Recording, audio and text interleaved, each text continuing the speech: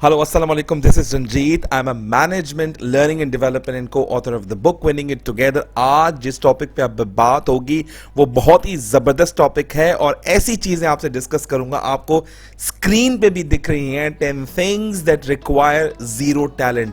10 ऐसी चीज़ें हैं जिनके लिए टैलेंट की बिल्कुल भी ज़रूरत नहीं है, ना कोई कोर्स करने की, ना ट्रेनिंग प्रोग्राम में जाने की, ना यूनिवर्सिटी में एडमिशन लेने की, ना किसी के पास जाके सीखने की। लेकिन एक प्लेटफॉर्म है रंजीत कुमार का यूट्यूब चैनल, जहां पर आपको फ्री ऑफ कॉस्ट ये तमाम चीजें दी जाती हैं। और कमाल की कितनी बात है, फ्री में चैनल है और फ्री का ये टैलेंट है जिसमें जीरो टैलेंट रिक्वायर्ड है ये चीजें सीखने की।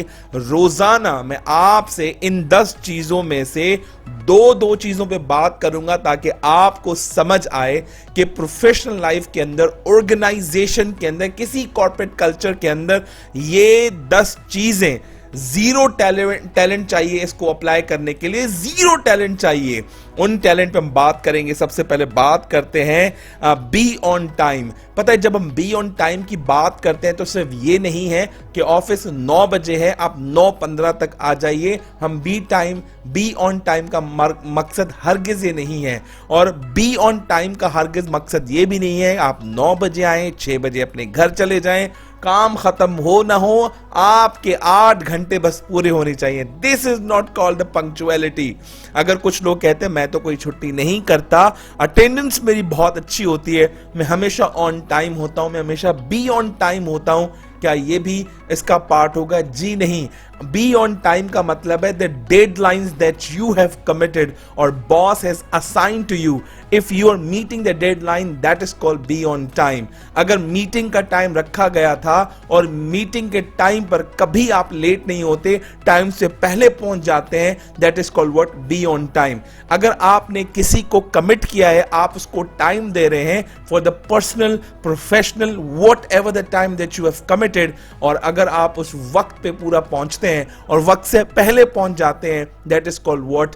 That is called be on time. जब बी ऑन टाइम की बात आती है तो आप लोगों का ट्रस्ट जीत जाते हैं। जब बी ऑन टाइम की बात आती है और वक्त से आप फैसले लेते हैं, वक्त पे लोगों का काम करते हैं, तो क्रेडिबिलिटी इंक्रीज होती है। जब ट्रस्ट एंड क्रेडिबिलिटी इंक्रीज होती है तो लोग आपको एक टैग लगा देते हैं कि ये ऐसा बंदा है जो जिम्मेदारी से काम लेता है। और जिम्मेदारी एक ऐसी चीज होती है जो कभी दी नहीं जाती, हमेशा ली जाती है। और ये वही लोग हैं जो हमेशा अपने टाइम को, अपने वक्त को, अपनी मीटिंग्स को, अपनी डेडलाइंस को मैनेज करके चलते हैं।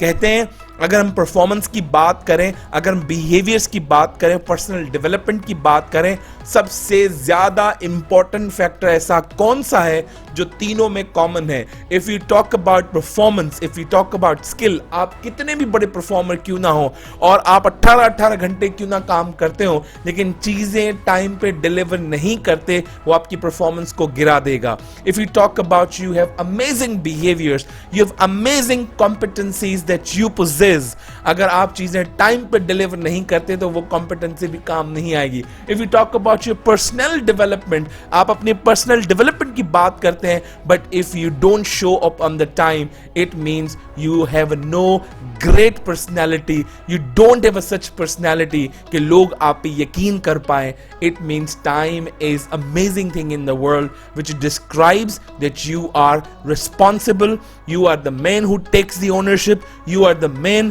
who knows the severity of the projects and severity of the office hours, and after the office hours जो लोगों को आप टाइम देते हैं, it means your family.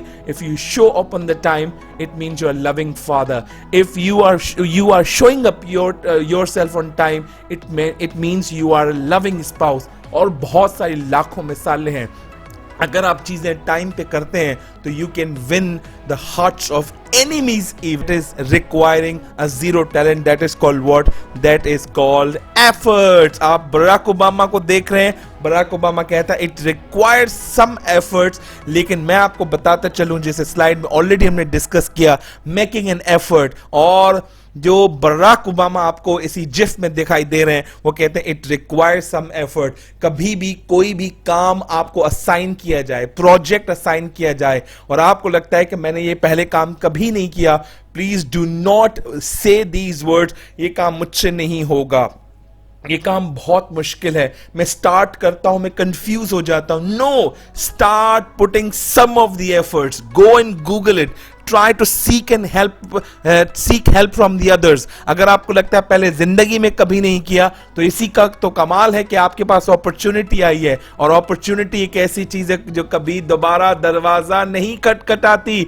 वो लोग जो ये समझते हैं कि मुझे मौका मिला है और मैं मौके को अभी पोस्टपोन कर दूं, बाद में जब वक्त आएगा तब मैं इसका पूरा फायदा उठाऊंगा या उठाऊंगी, it means they are making wrong decision to decline to achieve the maximum output from the opportunity। और जब बॉसेस आपको काम देते हैं और आपको पता है कि ये मेरा काम नहीं है, फिर भी आप वो काम करके देते हैं, it means your boss trusts on you.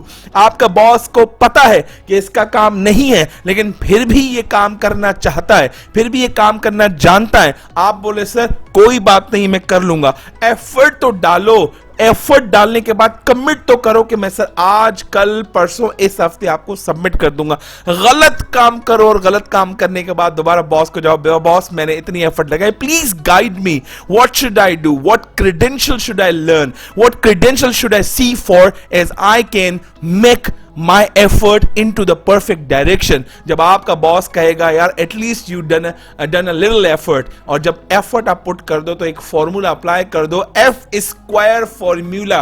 F square formula का मतलब है the focus on the task, boss ने क्या कहा है, the follow up on the task कि बॉस ने क्या काम दिया है। अगर आपने एफ स्क्वायर फॉलो कर दिया, वो एफर्ट आपकी रिजल्ट्स में कन्वर्ट हो जाएगी। किसी महापुरुष ने फरमाया है कि एफर्ट्स के ऑर्गेनाइजेशन पैसे नहीं देती, पैसे किस चीज के होते हैं, रिजल्ट के। लेकिन रिजल्ट कब आएगा, जब आप थोड़ी सी एफर्ट डालोगे और थोड़ा सा उसमें आप फोकस डाल दोगे और थोड़ा सा फॉलोअप डाल दोगे। जब तीनों चीजें आपस में मिल जाएंगी, बन जाएंगे क्या, रिजल्ट्स। एंड जब आप रिजल्ट प्रोड्यूस करेंगे, you will feel much happier, you feel much confident that boss trusted on you and you deliver it, boss trusted on you and you deliver it। आज का आखिरी स्लाइड पे बात करने जा रहे हैं, वो एज इट इज होगी, उसमें कोई मिर्च मसाला नहीं होगा।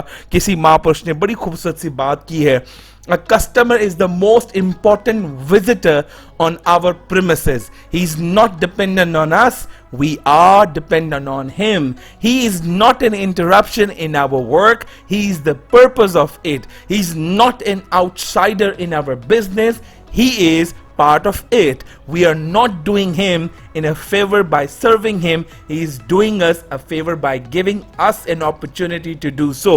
in short बताऊं कि जब भी आपकी शॉप पे, आपके ई कॉमर्स प्लेटफॉर्म पे कोई भी कस्टमर आता है, कोई भी प्रेमिसेस में कोई विजिटर आता है, कभी भी ये नहीं कहो कि यार ये कोई अमीर कस्टमर है, गरीब है। Every customer should be equal to you, every customer should be equal. Why? Because millions are made, millions are accumulated with one digit, billions are accumulated with one digit, and after the digits you exponentially grow। कि हर customer को तुम equal respect दोगे और वही customer तुम्हारी word of mouth marketing करेगा। He is not dependent on us, customer हम पे डिपेंडेंट नहीं है, बल्कि हम उस पे डिपेंडेंट है। वो दुकान पे आएगा, ई कॉमर्स प्लेटफॉर्म पे आएगा तो चीजें बिकेंगी तो प्रॉफिट मार्जिन होगा तो कारोबार आगे बढ़ेगा। He is not an interruption, वो डिस्टर्बेंस नहीं है सर, वही तो पर्पस ऑफ बिजनेस है।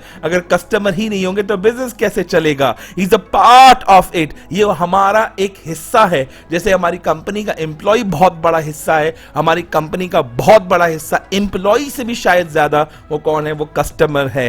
वो आउटसाइडर नहीं है, वो बिजनेस है। वो आउटसाइडर इसलिए नहीं है क्योंकि वो आएगा तो हमारी दुकान चलेगी। He is a part of it, वो हमारा हिस्सा है। We are not doing favour by serving him, हम उसकी खिदमत करके उसको थोड़ी फेवर कर रहे हैं, बल्कि अपने आप को फेवर कर रहे हैं। अगर इसको सही खिदमत देंगे, इसके लिए सही खिदमत प्रोड्यूस करेंगे, इसको सही चीजें डिलीवर करेंगे तो किसका फायदा होगा?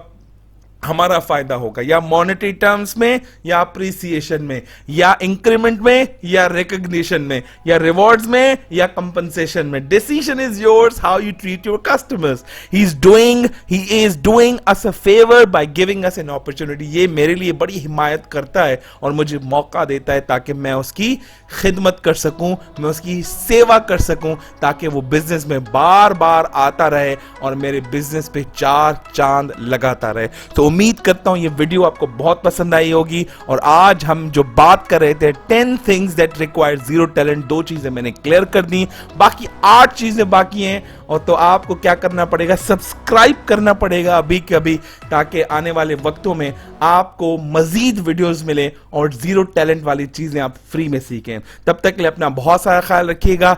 Stay home, stay safe. Thank you very much. Good luck.